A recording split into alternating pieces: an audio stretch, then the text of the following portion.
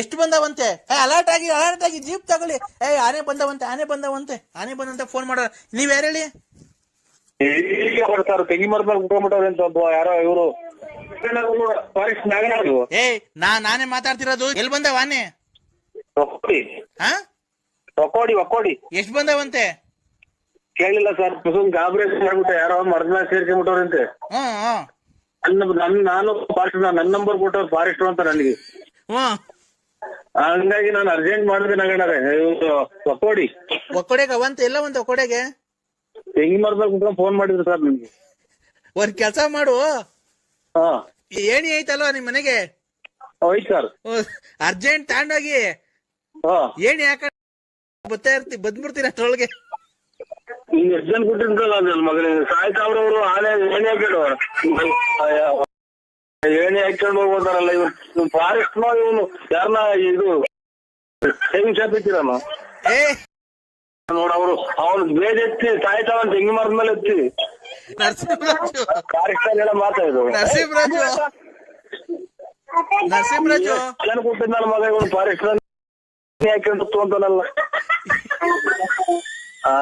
ನೋಡಮ್ಮ ಇವ್ನ ಯಾರೋ ಫಾರೆಸ್ಟ್ ನರಸಿಂಹರಾಜು ಅಲ್ಲ ಕಣ್ರಿ.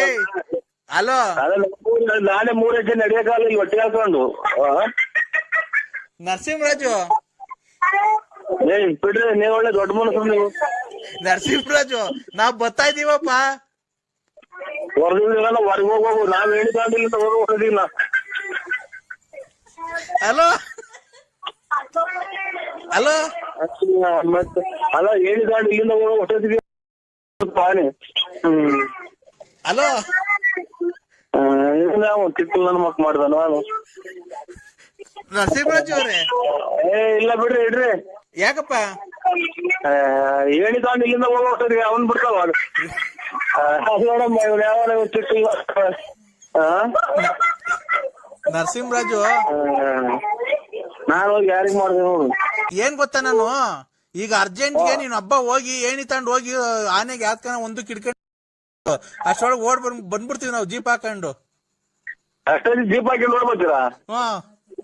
ಸ್ವಾಣ ತಿರುಗಿ ಹಿಂದಗಡೆ ಕೆಡ್ತಿದ್ದಾಗಿ ನನ್ಗೆ ಇವು ಕೊಳ್ಳು ಪಚ್ಚೆಲ್ಲ ಈಟಿ ಬಂದ್ಬಿಡ್ತವೆ. ಯಾರೋ ನನ್ ಗುರ್ತಿಗಲ್ಲ ನನಗೆ. ನೀನ್ ಎಂತ ಸಾವು ಕೊಡ್ತಾ ಇದೀಯ ನೋಡ್ರಿ ಫಾರೆಸ್ಟ್ನರೆ.